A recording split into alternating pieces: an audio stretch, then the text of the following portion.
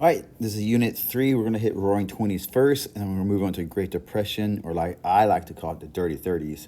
That's also accompanied by the New Deal, which is really important for our state test. So let's go ahead and get into it. The Roaring Twenties. I've got a couple of different links on here if you get a chance to check these out. But when we look at the Great Gatsby, it's a perfect example of the 1920s as far as the party scene goes and Prohibition. And this TED Ed's a wonderful detail into Prohibition and how it ultimately failed. We'll get to that in this unit, but if you have a chance on your own to Google that and look them up on YouTube, I do advise you to do that. It does set a good scene for you. Okay. Remember, we're coming back from World War I, the turmoil of World War I, and after all the bloodshed and killing and money lost, essentially Americans have taken a new stand. They're not in the idea of being involved with the whole world. As a matter of fact, they hate it. That concept's out the window. Warren G. Harding, this young man here, will be president of the United States. He runs a one simple campaign is return to normalcy. He wants things to go back to normal before World War I, before we got involved in European affairs, before we got out there. He says, let's go back to normal. America first. America's business is American business. That concept, this might sound familiar. This is the pretty much Republican attitude of the 1920s. All three presidents of the 1920s are Republicans, and they support this idea of American business needs to be supported at all costs. Okay. Now, as far as foreign policy, firm believer in isolationism. He's not the only one. Most of the country feels the same way. They're going to look back and look at World War I and see nothing changed. Hundreds of thousands of Americans died for other people's issues. They're talking about how the only people that benefited from this were weapon makers. They'll do papers would come out and committees would come out, and they found that this is a horrible waste of American lives, essentially. So isolationism is a key between 1920s and 1930s. If you get a chance, look at this quote. He actually says, America's present need is not heroics, but healing. Not nostrums, but normalcy. Not revolution, but restoration. He says, we have to go back to the way that things were. It used to be better. Let's bring it back. If some of this sounds familiar, most history is a repeat in politics and ideas and themes and concepts. That's what we try to do here. If you don't know, I do have these questions, past STAAR questions for students to always look at and practice on. If anytime you want to do that, just pause the video so you can look at it. For purposes of this, I'm just going to scroll through those quite fast, as this is just mainly review for my students who missed class. We got the Red Scare, 1920s. It's kind of characterized by this as far as Americans go. You have to remember World War I, once we enter, the same year we enter, in April, by June we got troops over there. By November 1917, that same year, Russia has pulled out. They've essentially gone through a revolution and they've become communists. Now, it didn't happen all right away. It takes years for this to happen, but that's a whole world history order. But nonetheless, it really creates a scare in America post-World War I. After World War I, they're really scared about these immigrants from Eastern and Southern Europe. We've talked about this before in previous units. These are the new targets that the Nativist Americans don't like these new immigrants coming over. One of those reasons for East Europeans is that's area right next to Russia. And so they could be communists. Like every immigrant is possibly communist, right? You see this particular cartoon here? This guy sneaking in underneath the map. He's bringing anarchy with him. That's what immigrants bring, anarchy, if not communism. This is called the Red Scare. And it's important you understand that. If you think of typical communist countries now, such as North Korea and China, when it's a good way to understand what communism is. That's why most students in my class, they don't understand communism itself. It becomes the anti-democracy, the anti-American way. It's not exactly Marxism, it's forced Marxism. So essentially what you have in communist country is the government has control of almost all sectors. And a firmly communist country, think of North Korea. The government there controls everything. Now, it's more of a dictatorship in North Korea. In China, it's communist, and they have a leader board, and they would choose their leader. You don't get to vote on your leaders. Your rights are limited in a communist country. Even in China, they don't have open internet for everybody. Certain things aren't allowed. Twitter, for example, Google, for example. I mean, they've outlawed Winnie the Pooh because of memes. In China, you don't have the same rights. Up until the 80s, you couldn't even practice religious freely. In the 80s, people were smuggling CDs with Bibles on them to get into China. China has loosened that a little bit. Other countries like North Korea is not. It's very strict on that. You've got other communist countries as well, like Cuba and Venezuela, who are more of a mixed socialist, I would argue. But that's clear up for debate. But when you think of China and you think of the flag, it is red, right? Mainly red. The Soviet Union was red as well. So that's what we typically call Red Scare, is reference to communists and fear of communism here in America. Now, real quick, I got to take a time out. I say Soviet Union, I mean Russia. Once Russia adapts communism, they get rid of the name Russia and they change it to Soviet Union. And it's that way until the early 90s when they go back to Russia. With everything that goes on the news today, I typically say Russia instead of Soviet Union. And that's my fault. I should be diligent about it. But in purpose of this class, in this lecture, if I say Russia, it means the same thing as Soviet Union, just to be clear.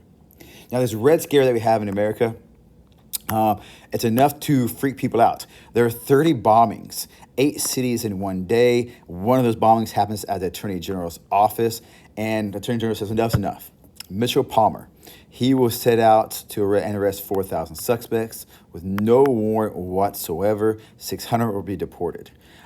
This is a clear violation of rights. And you think, well, what rights does it violate? There's a number of them, right? To trial, search warrants. You can go on and on. I always have my students, I introduce a word because they're not familiar with some of this stuff, is due process.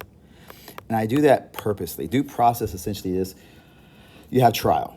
Okay, they can't take away your land without due process, right? Even if you don't pay it, you can still go to trial about it. They can't take away your freedom without due process. You have to go to court and be found guilty before they do that. I just introduced due process because they start to see it a lot for the STAAR test, and they've never heard of it before. As far as J. Edgar Hoover being in charge of FBI, that's not really relevant for STAAR test, but I will tell you this. It is really scary when you think about this man being in the FBI as early as a Red Scare, and all the way through Martin Luther King's time when he's spying on Martin Luther King. Hoover is a scary character. But nonetheless, Palmer raids, so when the Attorney General went on a rampage and essentially without warrants, without trials, violated people's rights just because they're either from Eastern Europe, they have ties to communism, or they're just suspected of it without a warrant. It was a question about rights. And STAAR test likes to really focus on that concept when it comes down to it. And every time your rights are violated, they re-examine that for the STAAR test. We've got the Sacco and Vanzetti trial, and from the name Vanzetti, you could probably guess he is from Italy. These are two Italian anarchists. They're openly anarchists, essentially, and they are arrested and accused of killing a bank guard and stealing the money. Now, the only evidence that they have is that the guard was shot with a .38 special, I believe, and they had a .38 special gun in their apartment. There's no money. There's no witnesses. That point in time, forensics doesn't exist. They can't link that exact bullet to that exact gun. It's the same caliber. Essentially, the judge, prior to the trial, says he's excited to try these immigrant anarchists. He hates these guys. These guys are openly anarchists. They protest. They pass out pamphlets. They're open about it. They've never been violent before, but that's enough for the judge to say, I hate these people, put them on trial. They get put on trial, and they're found guilty, and they're executed.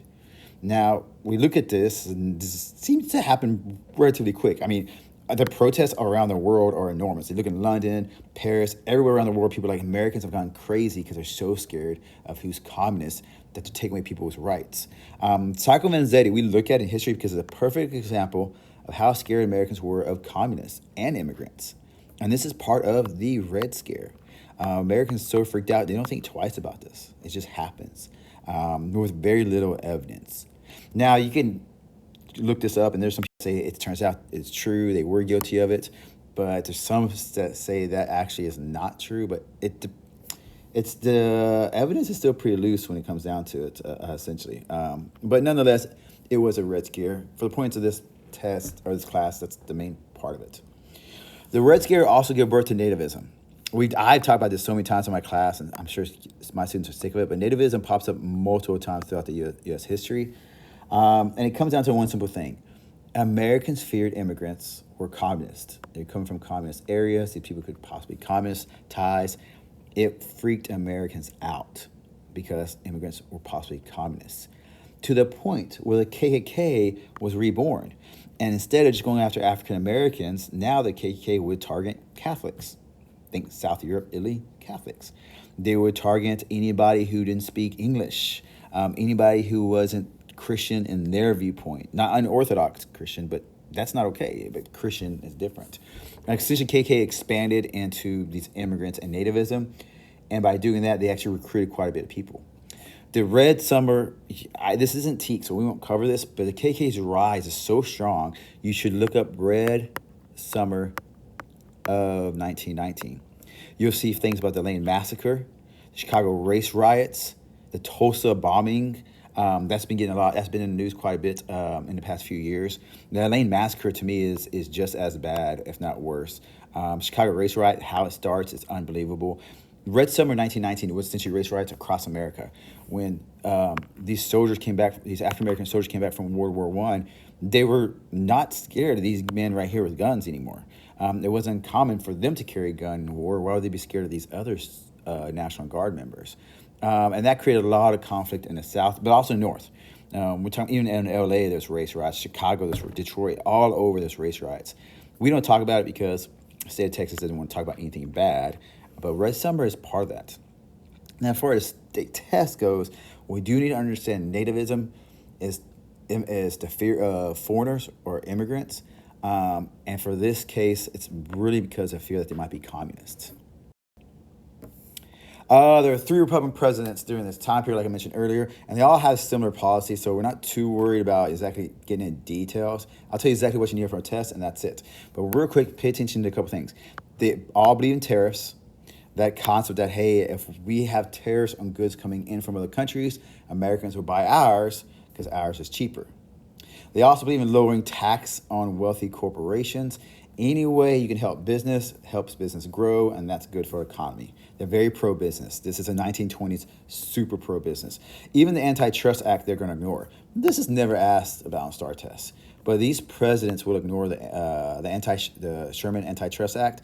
They're going to ignore that and let monopolies run free, more so than any other presidents in history, really, until recently. But the tariffs is a big thing, and lowering taxes. So anytime you see anything about lowering taxes, tariffs, we know it's these guys. Now, we got this cartoon here. If you look at this is for the Harding, Warren Harding, the first president in the 1920s. You can see it looks like a teapot. It's oil scandal. It's running these guys over. It's actually pretty gruesome when you look at some of this stuff. Like, there's somebody dead there, and there's somebody dying right in front of us. But interesting. On the way to the White House, essentially, is what we see here. This would be the biggest scandal until Watergate. 1920s, when this breaks out, this is the biggest thing until we have Watergate in the 70s. Essentially, to break it down simple for you, because this is the first big scandal in American history. It is, as on STAAR test, it's pretty important. But essentially, Harding, he appointed people that were his friends. He kept people he literally played poker with and drank with, even though there's prohibition and it's not allowed. Those were the people he appointed office, and some are pretty scandalous, to say the very least. There's actually a few scandals that go on. The one we have to know for a STAAR test is essentially the Teapot Dome scandal. The Teapot Dome scandal. Essentially, what this was this land in Wyoming had oil, and it was estimated it had like 100 million barrels of oil. And what the previous president had done was like, okay, once we're converting over from coal to oil navy, we're going to need some oil just in case, like reserve backup oil. And geologists have told us there's lots of oil in these areas and near these domes in Wyoming. So the government buys this land, and the whole point is to save the land and save the oil as an emergency. It's called oil reserve. What his Secretary of Interior did was actually secretly lease this land out to his buddy who had an oil company. And they drained it of oil before it makes public. But nonetheless, it's called Teapot Dome because there's plenty of domes in the area, these domes. And the rock at the very top of this one, supposedly it used to look like a teapot, I guess. Do you see it? Teapots. And then port outs. Regardless, this is called the Teapot Dome scandal. And essentially it is oil was taken from government land, was leased to the Secretary's buddies so he can make money. And this is a scandal. This is the biggest scandal. And it lasts up until 1970s, until we have Watergate. It's such a huge scandal. It shook people to the core. And it really made them think twice before trusting the government. It's the first time we have a big shakeup of the government really in U.S. history. The Secretary will go to jail, in case you're wondering about which one of these would be the correct one. It's a pretty simple one. Which headline describes the Teapot Dome scandal? Prohibition Amendment, nothing to do with alcohol. Washington Conference that limits warship building, that happened, but it has nothing to do with the oil. Palmer raids, that happened, but it's not the oil. Cabinet member jail for corruption for leasing government land. But nonetheless, Secretary of Interior just go to jail less than a year, but there's multiple scandals, multiple people go to jail. Harding's, his legacy is actually pretty sketchy. Not at first, he actually dies before everybody finds out about this, as you can see here.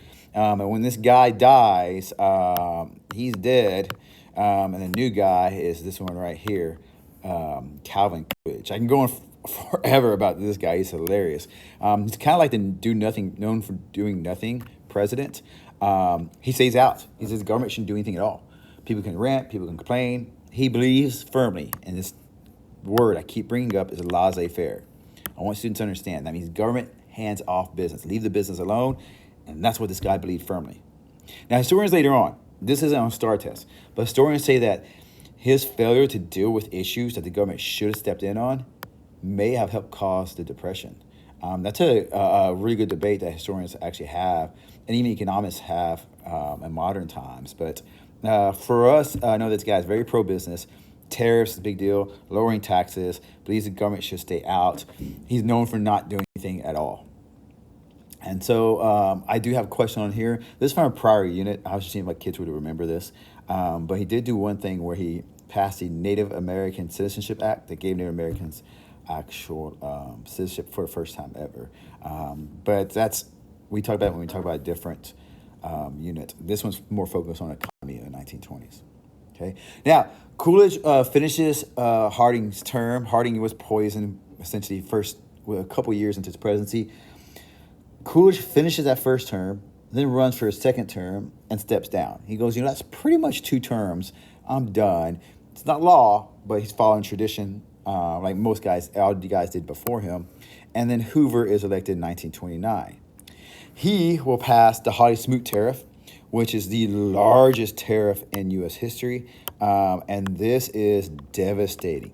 Once we pass a tariff, if the USA passes a tariff on Europe, if the U.S. puts a tariff on Europe, guess what Europe's going to do? Put a tariff on the United States. So global trading is happening. If U.S. isn't selling to Europe, Europe isn't selling to the United States, global trading is happening, and everybody's paying more for goods. This is why tariffs don't work. This isn't political. This is on the STAAR test. This is a TEK. The Hawley-Smoot Tariff is one of the factors that leads to the Great Depression and actually makes it even worse. It is the highest tariff in U.S. history at the time, but it's not even political. This is on the STAAR test. Hoover passed the Hawley-Smoot Tariff. That's what he's known for. He's also known for the Hoover Dam. 1 year is randomly asked on a STAAR test. There's not really TEK that says you have to know the Hoover Dam, but it is part of knowing human characteristics and influence on geography. If you take a look, I have on the next page here, you'll see pictures of the Hoover Dam. It does back up the river to create this large reservoir of water for nearby towns, and the nearby town, it benefits greatly. As you can see, the green space is a place in this oasis in the middle of all deserts. The green space, this is Las Vegas. Without the Hoover Dam and that reservoir of water, people in the area would not have been able to do it. And Hoover and Herbert Hoover did push this. Is why it's called the Hoover Dam. It's his deal. It does create a few jobs for a little bit. It does kind of help out. It's interesting because the next president is going to do the same thing, but go full force with it. In the 1930s, and that's FDR with his New Deal. He kind of steals this concept government creating these projects and henceforth creating jobs. It's pretty interesting when you look at it. I'm going too far into the Great Depression. We're still in the 1920s. Hoover's still president, or he's president at the end of it. One big thing we have in the 1920s, this man, Henry Ford, introduces Model T. It's the first affordable car. Cars have been around for a while, but the way he's able to make it affordable is assembly line. Okay, imagine one person puts on the tires, and then they move the car down on this line, farther down, and next person puts on the headlights. And then they move it far down again, next person puts on the grill. Every person does the same thing, and they do it so well they can do it fast. Every part is interchangeable. So if that tire is bad, just put another one on, right? It's the same tires that's going to be on here will fit this one, will fit this one, will fit on every car. The same headlights on this will fit each one. Everything's the same, so it's faster and you can produce more. Mass production, that's what that's called, mass production. When you can produce a whole bunch of this product that's more affordable to produce.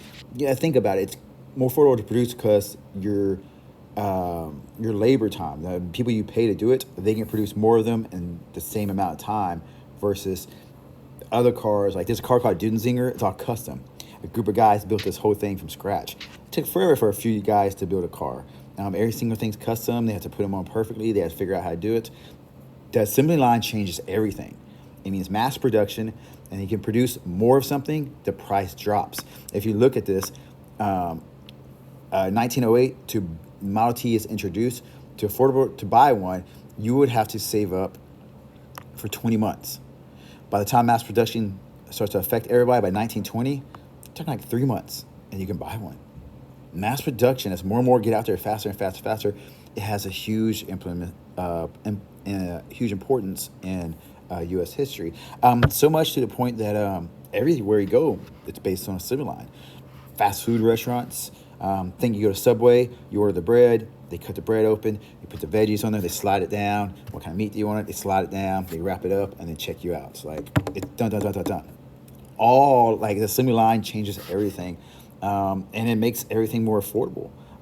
It does change, has profound effects on U.S. history. So there are always a couple of good questions from assembly line. In this case, it's the hardest question I've ever seen for the assembly line. And this was, I think, 2024.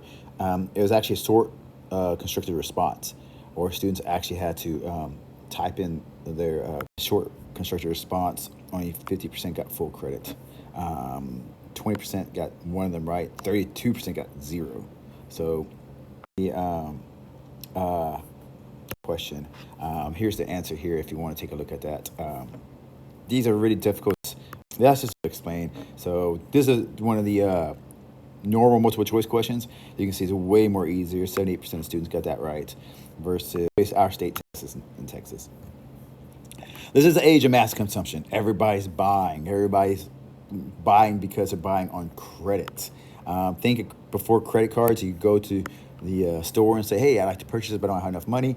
They would work out an installment plan with you, right? Monthly payments.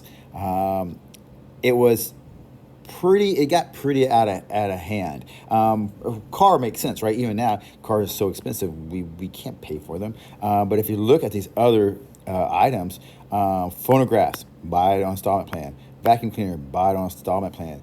Jewelry, not even a necessity. 25% of Americans bought that on installment plan. Washing machines, 75%. Furniture, 85%. This is a consumerist thing in our economy, is all connected to each other. So buying on credit becomes this great boom at first because everybody's buying things, but eventually it's a bubble that pops. Okay, and that's not.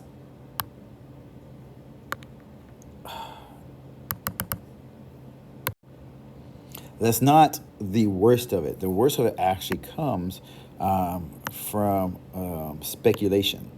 Okay, speculation was this idea that you're going to buy something with borrowed money, hoping that later on it's worth more, and then selling it. We see people use land all the time.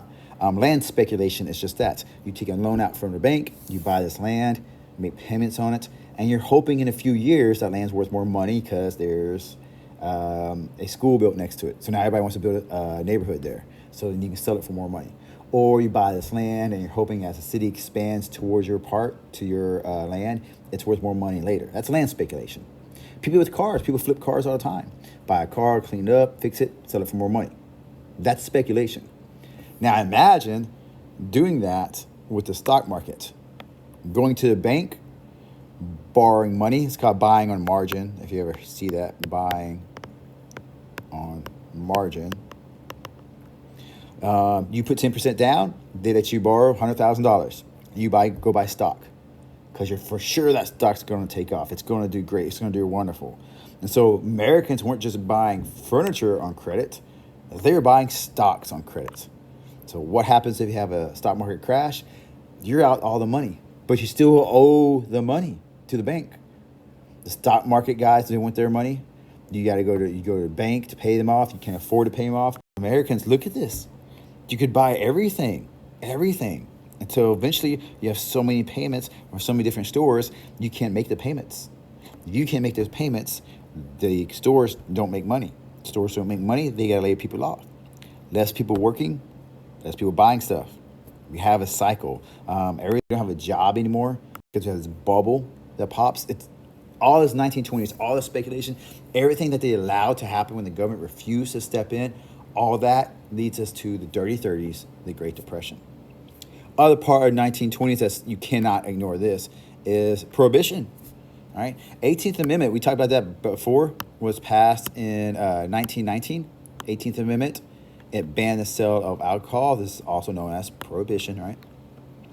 It really, I always point to students, you need to know women started this. The women's temperance movement leads to the 18th Amendment. They were full supporters of this, and they had the influence, right? Women can vote now, right? As of 1919, women can vote. This becomes an experiment, essentially. Many felt it was forcing people's morals on others. It's not going to last. It's an experiment because it fails miserably. Because what happens is guys like Al Capone are going to find a way to make money. They will bootleg alcohol in from places like Canada and Mexico, right? They smuggle it in, or they have people make moonshine in the country and they sell that in big cities like Atlanta, right? You'd have speakeasies, secret bars where people could knock on a door and somebody would open a slot and say, hey, what's the password? And you could walk right on in and drink it in the 1920s. Prohibition was a joke. This prohibition failed miserably. So much that in 1933, not even 14 years later, it's repealed with the 21st Amendment. Now you're thinking, no, why'd you have to pass an amendment to repeal it? Any change in Constitution is an amendment. So if you have the 18th Amendment, that's part of the Constitution now. You want to change it, you have to have the 21st Amendment to change it and say prohibition is no longer required. And it did, states could decide on their own, and counties did this, but nonetheless. I got some pictures there of some famous people, Machine Gun Kelly, Scarface, a Pretty Boy Floyd. You may have heard some of these names before used in modern times, but these are some of the original gangsters, the mafia. This organized crime would not have been born without the Prohibition. Without Prohibition, these guys would never made the money they had and controlled so much. Actually, NASCAR is known. In times of Prohibition, they had to soup up cars to have police chase the car as a decoy while a truck with a truckload of alcohol smuggled across the border. It could get there because the cops were chasing down other cars that were speeding. And so they started souping up cars because of Prohibition. There's a whole bunch of history of Prohibition, but you do need to know it's failed. It starts with the 18th Amendment because women have a big influence at the time. And then Prohibition just fails miserably, so bad that they had to repeal it in 1933 during the Great Depression. But nonetheless, Prohibition in a nutshell, it does create organized crime, and it's pretty bad in the long run. A lot of people compare it to the cartels of Mexico, which is an interesting analogy, but again, we're just trying to finish this for students who missed class. Scopes Monkey Trial. This is a nickname of Monkey Trial because people are foolish, but essentially Tennessee outlawed the teaching of evolution in class. So one man decides to defy that, and he will teach it. His name is John Scopes. John Scopes will teach evolution. He'll be promptly arrested. It's all for show. He's got lawyers ready to sue and say that this is illegal. You can't do this. But nonetheless, it goes to court, and it becomes this huge thing all over media in America. We got Clarence Darrow. He'll be the defense attorney defending John Scopes and what's called the so-called monkey trial. We got William Jennings Bryan prosecuting, going after it. He said he was a devout Christian, and this evolution is wrong. The only thing you can teach in an American classroom is God created everything. At that point in time, that was legal, right?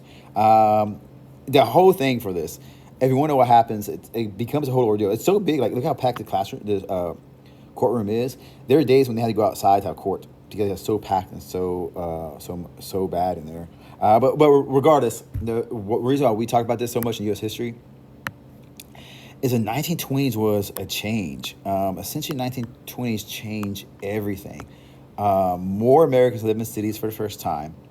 So this idea of everybody knows everybody by last name didn't exist in a city. You were judged based on how you looked, what you wore, what you had. And so people became more materialistic in the cities versus the rural areas where they didn't. They knew each other's last names and other things were more important than what you wore. And so Scopes' monkey trial, we teach it because it's a perfect representation of a clash between traditional ways, the American traditional ways, and these new modern values that are rising in the 1920s. These are two clashing ideas. And this whole trial about evolution just was a perfect example of that. So historically speaking, that's why we talk about it. It is a representation of traditional and modern values. In the end, it didn't really get solved because Scopes did it, and he got fined $100 for it, and that was it. It was just more for show and for the public media more than anything else. Now, those natives that we talked about earlier, they've gotten their hands on influencing government to the point where Congress will pass the National Origins Quota Act.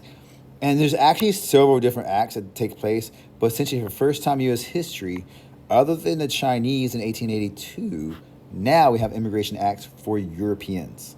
And it comes in three different phases technically, but it was targeted at the Southern and Eastern Europeans. So if you were from Italy, they would say something like, okay, we're only going to take 3% of those that came over last year. So if 100,000 came over last year, we're only taking 3% of that from Italy. Great Britain, we'll take more from Great Britain. Germany, only 1%. Like, they could pick and choose. And so the immigration acts of the 1920s were pretty biased. It set a quota, which was a limit of legal immigrants that could come over. And these are people coming over legally, but there was a limit because Nativism had such a stronghold in America at the time. Okay, not the only bad thing America had at that point in history. Eugenics is a rising science. Eugenics essentially is horrible beliefs that human races could be improved by breeding. And these are some old textbooks.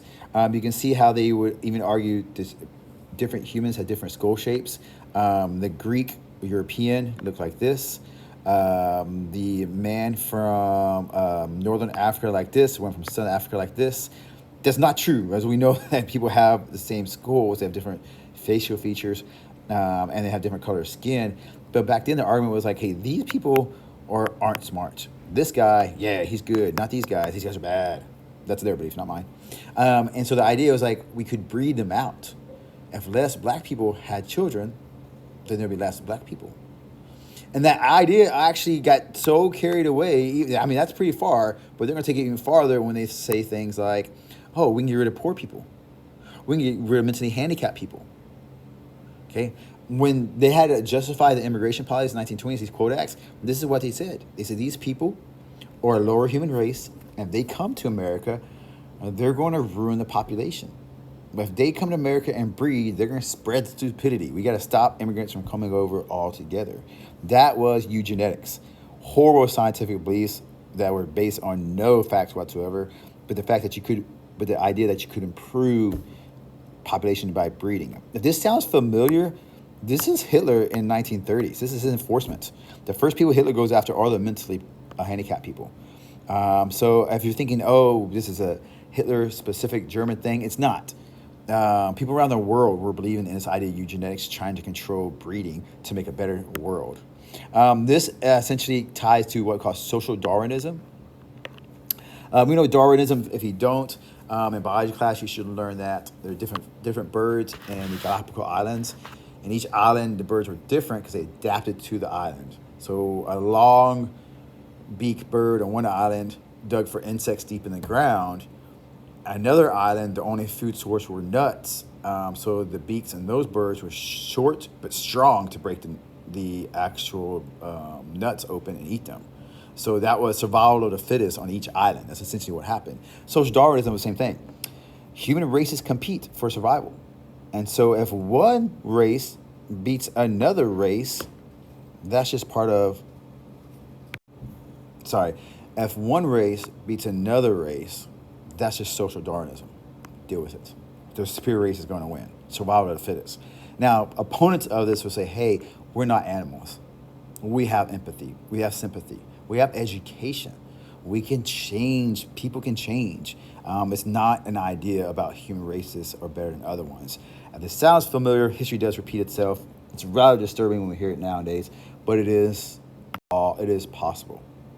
Women will emerge in this time period. We have what we know as the flappers, right? Most of the time, a state test really focuses on what they're wearing, showing shoulders for the first time, the knees for the first time. Women will actually go out in public in swimsuits. We'll see movie stars kissing on screen.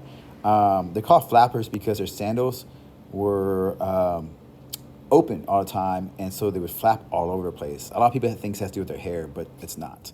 But these were the flappers. The reason we talk about these women during this time period is because this is an introduction of women to society. Once women have the right to vote, they go out into society and participate. And from there, participate in society, eventually they do go into politics. They do go into workforce. This is just the first step. So as we kind of overlook flappers as kind of like a joke, a fashion, it's not. It's actually the first step towards women being involved in society as a whole, even though at first the flappers is only more of a party type attitude. It does eventually lead to political participation by women. So it is a key and important. As you can see, most questions from here are pretty simple. Flappers is like one of the easiest ones students get. We do have the emergence. If we go north to New York City, we have emergence of Tin Pan Alley. This is not the Harlem Renaissance. It's a little bit different. Tin Pan Alley had 90% of all the popular music in the 1920s started here. So it was all popular music, blues, ragtime, dance music, jazz. Everything starts in Tin Pan Alley. It's kind of the precursor to what we call the Harlem Renaissance, which we'll get to in just a second. People at this time are nicknamed the Lost Generation. We have writers like Hemingway, Fitzgerald, The Great Gatsby. It was essentially making fun of Americans' consumerism, how they want all this stuff. They have all this. It's all about money. It's all about drinking. It's all about partying. And in the end, no matter what you have, you still suffer. It's still the same. Hemingway wrote a few books. Old Man and the Sea is another one. Essentially, the writers of this time period were called the Lost Generation because we were so affected by World War I. And they rejected war so much. They criticized consumerism of 1920s, and they criticized everybody for always wanting to be the same. And all their books had a theme behind it. And so they're often called a Lost Generation because they could not focus on anything but rejection of war and criticizing the society. So they're nicknamed the Lost Generation, thinking that what could they have written if it wasn't for World War I? If all that didn't happen, what kind of wonderful things could they had written? We also see the Great Migration of African Americans. I actually talked about this in my class when we talked about World War I, how somebody had to fill in the jobs as white males went to go fight in Europe, in the workers, factories from Detroit, Chicago, Pittsburgh. They went to the South to recruit people. And so families moved by the millions. African Americans moved all from the South where they were trapped to find job opportunities in major cities. And they did so. And of course, the result was, after World War I, was the conflict that I actually talked about earlier in this chapter. But essentially, we're talking about over 2 million between this time period. Many historians say this is not the whole part of the Great Migration. The Great Migration consists all the way up until the 60s, which is a really fair argument if you look at the population increases all the way up to then, and the movement of African Americans. They would take their whole families as expected. The husband moves to find work, and he's going to bring his family with them. This is, if you're ever wondering how we go from African Americans being mainly in the South because of slavery to point in U.S. history, where we see them in major cities, this is how. It's the Great Migration. Job opportunities brings people people to those areas. And in one neighborhood in New York City called Harlem, we see primarily African Americans move there. And once African Americans are around each other, they're able to express themselves, and we have blossoming of culture. Essentially, you could come out and talk about Black history. You could talk about Black culture. Writers like Langston Hughes, he would write specifically about Black pride. And in modern times, if you read his stuff, everybody can relate to his stuff now. But at that point in time, it seemed like African Americans, they heard that and it was talking straight to them. Harlem Renaissance was just not jazz music. It was literature like Langston Hughes. It was art showing how people felt that they could never express any other time. So you need to know Langston Hughes about as a writer, but you also need to know another man called Marcus Garvey. This man right here, he was added to the TEKS a while back. He pushed for a Back to Africa movement. He had a company where he bought old cruise ships. And he, if you're African American and you wanted to go back to, or you want to go to Africa, where your ancestors were from, you could buy a ticket, and it was a one-way ticket. And he pushed for this. He said, "Hey, African Americans and whites cannot live together. They have to. They cannot live together." He promoted this idea of separating African Americans moving to Africa. That's the first time we heard about history. Lincoln supported the idea as well. He obviously wasn't as great as people think he was, but it's. For Marcus Garvey, he becomes a very powerful figure. Controversial by far, but he is a very powerful figure. This quote is one of my favorite quotes. I think they asked about this one time on STAAR test. "A people without knowledge of their past history, origin, and culture is like a tree without roots." Marcus Garvey made it clear that we should know about ourselves and our history. He was like, and he said African Americans are being robbed of that. The only way they can know that is if they go home. So he is one of the first early pioneers of this whole concept. Very similar to Malcolm X. And Malcolm X didn't think whites and blacks could live side by side. Marcus Garvey took a different approach. It's almost like a business approach. But nonetheless, he is well known for a controversial figure. But he's the first one to term Black Power. He was actually the first one to do that. That wasn't 1960s, it was 1920s by Marcus Garvey. He was a nationalist for African Americans across the country. We do have new heroes arise. We have lots of guys like Babe Ruth, some boxers. Boxing becomes huge at this point in time. But one thing I'm going to focus on and leave you guys with is Charles Lindbergh. He is the important one because what he does is Charles Lindbergh is going to make this flight from New York to Paris by himself, 33 hours straight. And this plane right here, this rinky-dinky Spirit of St. Louis, and that thing right there, he's going to make that. And once he does that, he becomes a hero. He actually, there's a big argument that he normalized flying.